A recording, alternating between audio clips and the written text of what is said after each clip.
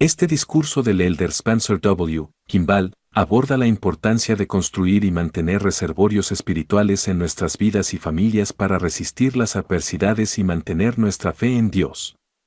Utiliza metáforas poderosas, como la del embalse que retiene el agua para tiempos de sequía, para ilustrar cómo podemos prepararnos espiritualmente para enfrentar las pruebas de la vida. Kimball enfatiza el papel crucial de los padres en la construcción de estos reservorios para sus hijos, transmitiendo valores, conocimientos y hábitos de rectitud que les ayudarán a permanecer fieles a lo largo de sus vidas. Destaca la importancia de la oración familiar, la enseñanza de las Escrituras y el ejemplo de los padres en este proceso. Además, el discurso muestra cómo el descuido de estos reservorios puede tener consecuencias graves en la fe y la actividad religiosa de las generaciones futuras, mientras que la diligencia y el compromiso de los padres pueden influir positivamente en la vida espiritual de sus descendientes. En resumen, Elder Kimball nos insta a construir y mantener firmes nuestros reservorios espirituales, proporcionando un fundamento sólido que nos sostendrá en momentos de prueba y nos ayudará a mantener nuestra fe en Dios a lo largo de nuestras vidas y generaciones. Reservorios espirituales. Elder Spencer W. Kimball. Del Consejo de los 12. Conferencia General, octubre de 1969. Presidente McKay, hermanos, hermanas y amigos. Han escuchado el impresionante mensaje del profeta del Señor. Permítanme expresar la esperanza de que presten atención a sus admoniciones y los sigan en el camino seguro hacia la vida eterna. Un desafío inspirador. Cuando era joven, me llegó un desafío conmovedor que me movió bastante. No puedo recordar quién emitió el desafío ni en qué circunstancias se presentó. Solo recuerdo que me golpeó como un rayo desde los cielos azules. La voz desconocida postulaba: la Iglesia mormona ha mantenido su posición durante las 2 primeras generaciones, pero espera a que lleguen la tercera y la cuarta y las generaciones siguientes. La primera generación, animada por una nueva religión, desarrolló un gran entusiasmo por ella. Rodeados de amargura, calumnias de un mundo hostil, perseguidos de aquí para allá, se vieron obligados a agruparse para sobrevivir. Había buenas razones para esperar que vivieran y murieran fieles a su causa profesada. Luego llegó la segunda generación, nacida de entusiastas, fanáticos, devotos. Nacieron de hombres y mujeres que habían desarrollado una gran fe, que estaban acostumbrados a las dificultades y sacrificios por su fe. Heredaron de sus padres y absorbieron de hogares religiosos la materia de la que están hechos los fieles. Tenían reservorios completos de fuerza y fe de los cuales extraer. Pero espera a que lleguen la tercera y la cuarta generaciones, dijo la voz cínica. El fuego se habrá extinguido, la devoción se habrá diluido, el sacrificio se habrá anulado, el mundo los habrá acechado y rodeado y erosionado, la fe se habrá agotado y el fervor religioso se habrá filtrado. La capacitación marca la diferencia. Ese día me di cuenta de que era miembro de la tercera generación. Ese día apreté mis puños en crecimiento. Apreté los dientes e hice un firme compromiso conmigo mismo de que aquí estaba un miembro de la tercera generación que no cumpliría esa sombría predicción. Y ahora, estamos en la sexta y séptima generaciones desde el converso original de la Iglesia, y todavía encontramos firmes defensores en la mayoría de las ramas de la familia, cientos en los campos de misión, numerosos otros en posiciones de responsabilidad en la Iglesia. Y he llegado a darme cuenta de que no es el número de generación lo que marca la diferencia, sino el cuidado y la exactitud con los que los padres enseñan, entrenan y fortalecen a su descendencia. La importancia del agua. Crecí en un país árido. Parecía que casi nunca había suficiente lluvia distribuida durante el periodo de crecimiento de los cultivos para llevarnos a través de la temporada. No había suficiente agua en el río para distribuir entre los numerosos canales hambrientos y las decenas de miles de acres sedientos, no lo suficiente para regar todos los cultivos. Aprendimos a orar por la lluvia, siempre orábamos por la lluvia.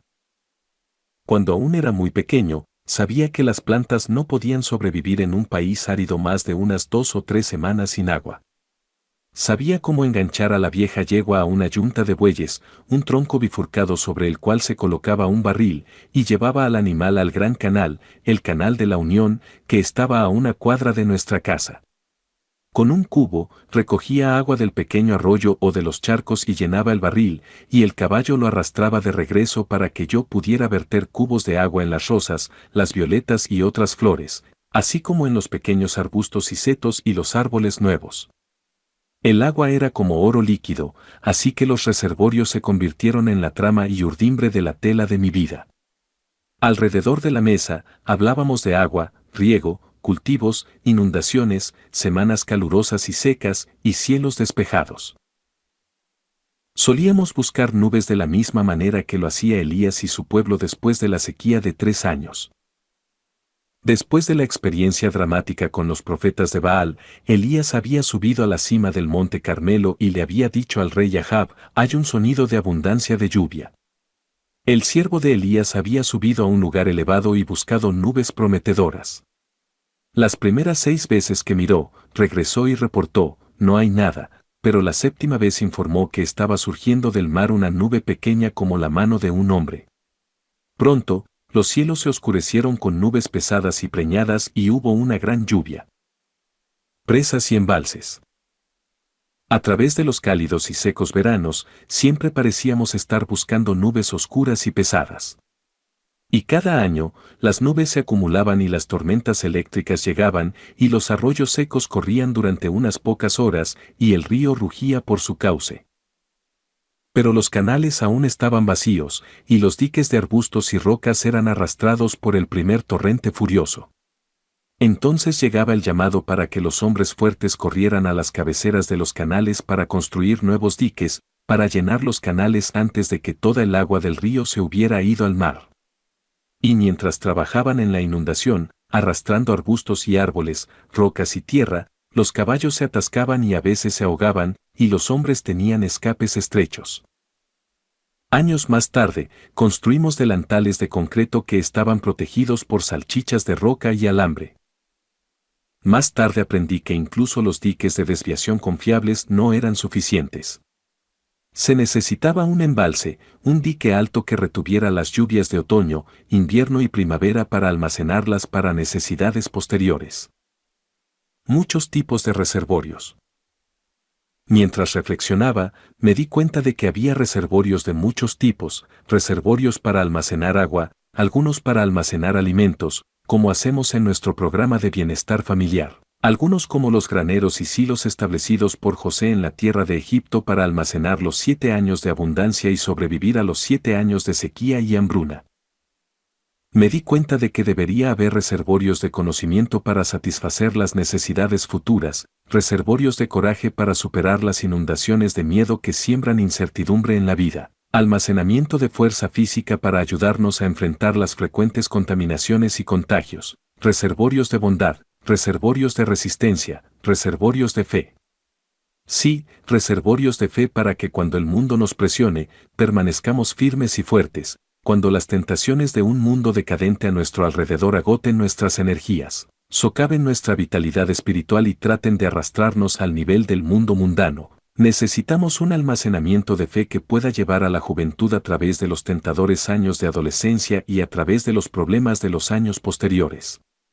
Fe para llevarnos a través de los momentos aburridos, difíciles y aterradores, las decepciones, las desilusiones y los años de adversidad, necesidad, confusión y frustración. El trabajo de los padres. ¿Y quiénes son los encargados de construir estos reservorios? ¿No es esta la razón por la cual Dios dio a cada niño 2 padres? ¿Quién más que los antepasados limpiaría los bosques, araría la tierra, trazaría el futuro? ¿Quién más establecería los negocios, excavaría los canales, trazaría el territorio? ¿Quién más plantaría los huertos, comenzaría los viñedos, levantaría los hogares? En su omnisciencia, nuestro Dios dio a cada niño un padre y una madre para allanar el camino. Y así son esos padres quienes los engendraron y los trajeron al mundo, los que se espera que establezcan los cimientos y los guíen a través de los años tiernos para construir los graneros, tanques y depósitos. ¿No dijo el Señor, al hablar de los padres, y también enseñarán a sus hijos a orar y a andar rectamente delante del Señor? ¿No es el trabajo de los padres construir para que sus hijos puedan habitar en casas que ellos no construyeron, comer el fruto de árboles que no plantaron y uvas de viñas que no iniciaron? Los padres deberían estar seriamente dedicados a su trabajo de vida de construir reservorios y ayudar a llenarlos para los hijos que aún son demasiado pequeños para arar, cavar o arar. Gratitud hacia los padres. Estoy agradecido con mis padres, porque construyeron reservorios para mis hermanos, mis hermanas y para mí. Los llenaron con hábitos de oración, estudio, actividades, servicios positivos, verdad y rectitud. Todas las mañanas y todas las noches nos arrodillábamos en nuestras sillas con la espalda hacia la mesa y rezábamos, turnándonos. Cuando me casé, el hábito persistió y nuestra nueva familia continuó con la práctica. Algunos padres son descuidados o no cumplen con su deber. Estos constituyen filtraciones en los diques. La historia de Pedro con el dedo en el dique puede ser un mito, pero la moraleja no lo es. Leí y Saría. Leí y Saría construyeron y llenaron reservorios para sus hijos. Uno de ellos dijo: Yo, Nefi, habiendo nacido de padres buenos, por tanto, fui instruido algo en toda la sabiduría de mi padre, habiendo tenido un gran conocimiento de la bondad y los misterios de Dios, por tanto, hago un registro de mis actos. Aunque dos de los hermanos ignoraron esas enseñanzas, usando su libre albedrío, Nefi y otros de sus hermanos estaban fuertemente fortificados y durante toda su vida pudieron aprovecharse abundantemente del reservorio construido y llenado por padres dignos. Abraham construyó un reservorio. Abraham construyó un reservorio así para su hijo Isaac, y nunca pareció haberse secado, pues encontramos a su hijo como uno de los patriarcas, siempre vinculado al Dios de Abraham, al Dios de Isaac y al Dios de Jacob. Y parece encajar con las palabras de Jeremías. Pues será como árbol plantado junto a las aguas, que junto a la corriente echará sus raíces, y no verá cuando viene el calor, sino que su hoja estará verde, y en el año de sequía no se fatigará, ni dejará de dar fruto. El testimonio de Enós. Jacob, otro de los hijos de Leí, sacó mucho provecho del almacén heredado de su padre, y lo transmitió a su hijo Enós, quien dio testimonio de ello. Yo, Enós, conociendo a mi padre que era un hombre justo, pues él me enseñó en la crianza y amonestación del Señor, y bendito sea el nombre de mi Dios por ello. Yo había oído a menudo a mi padre hablar acerca de la vida eterna y la alegría de los santos, y esto penetró hondamente en mi corazón. Enós se preguntaba cómo podría llegar un milagro como el perdón, y la respuesta vino del Señor: porque tu fe en Cristo, a quien jamás antes habías oído ni visto, te ha sanado. Enós pudo sacar mucho provecho del reservorio de fe que sus padres habían establecido para sus hijos. Ejemplo de dos familias. Un día conocí a una pareja encantadora, fieles santos de los últimos días con una familia espléndida y una vida exitosa. Me contaron su historia familiar. El esposo era uno de los 7 hijos de una familia de personas activas, donde el Señor ocupaba un lugar central en sus vidas. Todos menos uno de los 7 habían permanecido fieles, habían cumplido misiones honorables, se habían casado en el templo y tenían familias exitosas y felices, al igual que sus padres antes que ellos. El único que se desvió enfrentó problemas matrimoniales y otros problemas graves. Por otro lado, la esposa era una de los 7 hijos de una familia contemporánea donde la iglesia significaba poco en sus vidas. Habían pasado por alto el diezmo, las oraciones y todas las actividades de la iglesia, y habían ignorado la parte espiritual de sus vidas. Los 7 hijos habían sido criados en el mismo hogar, bajo las mismas condiciones, y todos menos uno ignoraron sus obligaciones espirituales, al igual que sus padres antes que ellos. Los primeros padres habían construido y llenado un reservorio sólido y alto de hábitos y cualidades de fe para sus hijos. Ambas familias tenían los mismos antecedentes comunitarios. La segunda familia no construyó ningún reservorio de fuerza espiritual, sino que dependió del desagüe. Los pequeños y poco confiables diques, como los nuestros de arbustos y rocas, se habían lavado cuando llegaron las inundaciones. Había grietas en el dique y fugas en el reservorio. En una familia, 6 de los 7 permanecieron justos, en la otra, 6 de los 7 siguieron los caminos descuidados de los padres en la iniquidad y solo uno de los 7 permaneció fiel. El Señor había ordenado que el que no observe sus oraciones delante del Señor en su debido tiempo, sea tenido en recuerdo ante el juez de mi pueblo. Y el Señor también había expresado preocupación y desaprobación por su pueblo en Sión, que eran ociosos, y sus hijos también están creciendo en maldad. Tampoco buscan con diligencia las riquezas de la eternidad, sino que sus ojos están llenos de codicia. Reservorios de 2 hermanos. Una vez más, mientras recordaba a las llamadas generaciones condenadas tercera y cuarta, había 2 hermanos de la segunda generación. Ambos tenían grandes familias, ahora en la sexta y séptima generación, con cientos de miembros cada una. Uno de los hermanos se desanimó y el otro permaneció fiel. Los hijos del primero, en su tercera generación, comenzaron a apartarse, al igual que su padre. La actividad disminuyó, solo había matrimonios ocasionales en el templo y pocos se iban de misión. Luego, en la cuarta generación, no había matrimonios en el templo, ni misiones, pocos bautismos y muy poca actividad en asuntos espirituales. La quinta generación se deterioró hasta la apostasía total. En la sexta generación, con solo algunas excepciones ocasionales, toda la tribu estaba alejada de la iglesia. El antepasado no había logrado mantener su reservorio intacto y lleno para que su descendencia pudiera recurrir a él. Por otro lado, el segundo hermano permaneció fiel toda su vida y finalmente murió en el arnés. Sus tercera, cuarta y quinta generaciones también han permanecido fieles y verdaderas, con algunas excepciones. La mayoría de la descendencia de uno de los hermanos estaba fuera de la fe, al igual que los padres, y la mayoría de la otra seguía a los padres en la actividad y la fe. Reservorios espirituales.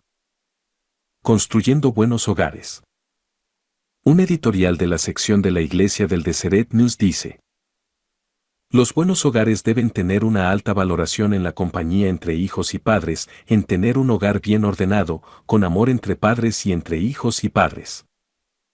Deben construir lealtades justas, buen carácter, una disposición para trabajar, un espíritu de humildad y la ausencia de orgullo injusto, y deben enseñar una fe profunda y duradera en Dios. Con este fin, el Señor ha inspirado a su Iglesia a poner un gran énfasis nuevo y aumentado en ese proceso de construcción. Se insta a cada familia a participar en oraciones familiares regulares por la noche y por la mañana y a dedicar al menos una noche a la semana en casa en la dulce unión familiar sin ser perturbada por el mundo o cualquiera de sus atractivos. Planificarán apagar la televisión y la radio, dejarán el teléfono sin contestar, cancelarán todas las llamadas o citas y pasarán una cálida y acogedora noche juntos en casa. Si bien un objetivo se alcanza simplemente estando juntos, el valor adicional y mayor puede venir de las lecciones de vida. El padre enseñará a los hijos. Aquí pueden aprender integridad, honor, confiabilidad, sacrificio y fe en Dios. Las experiencias de la vida y las escrituras son la base de la enseñanza y esto, envuelto en amor filial y parental, hace un impacto que nada más puede hacer. Así, se llenan reservorios de rectitud para llevar a los niños a través de los días oscuros de la tentación y el deseo, de la sequía y el escepticismo. A medida que crecen, los niños cooperan en la construcción de este almacenamiento para ellos mismos y la familia. Y así tenemos la noche familiar y las oraciones familiares y las cosas simples que nos han sido enseñadas todos nuestros días. Embalse dañado reparado. Un día, hace mucho tiempo, cruzamos una frontera hacia una ciudad distante donde muros y cortinas separaban a las personas, y detrás de los muros, se enseñaban ideologías extrañas y se promulgaban doctrinas perniciosas todos los días en las escuelas y en otros lugares. Todos los días, los niños escuchaban a maestros con doctrinas, filosofías e ideales extraños y extranjeros. Alguien dijo que la gota constante horadará la piedra más dura. Esto lo sabía, así que pregunté acerca de los niños, ¿conservan su fe? ¿No son vencidos por la presión constante de sus maestros? ¿Cómo pueden estar seguros de que no los abandonarán a ustedes y a la fe simple en Dios? La respuesta fue inequívoca. Reparamos el embalse dañado todas las noches, dijeron. Enseñamos a nuestros hijos la rectitud positiva para que las filosofías falsas no se arraiguen, y si alguna se ha instalado durante el día, la desalojamos por la noche. Nuestros hijos están creciendo en fe y rectitud a pesar de las abrumadoras presiones externas. Generalmente, los embalses agrietados pueden ser reparados y salvados, y las bolsas de arena pueden contener la inundación, y la verdad reiterada, la oración renovada, las enseñanzas del Evangelio, una inundación de amor y el interés parental pueden salvar al niño y mantenerlo en el camino correcto. Un paraguas espiritual. Me gusta comparar la noche familiar, la oración en familia y otras actividades asociadas de la Iglesia para la salvación de la familia, cuando se llevan a cabo con conciencia, con un paraguas. Si el paraguas no se abre, no es más que un bastón y ofrece poca protección contra las tormentas de la naturaleza. De igual manera, los planes dados por Dios tienen poco valor si no se usan. El paraguas abierto hace que el material de seda esté tenso. Cuando llueve, el agua se desliza, cuando nieva, se desliza, cuando cae granizo, rebota, cuando sopla el viento, es desviado alrededor del paraguas. Y de manera similar, este paraguas espiritual aleja a los enemigos de la ignorancia, la superstición, el escepticismo, la apostasía, la inmoralidad y otras formas de falta de Dios.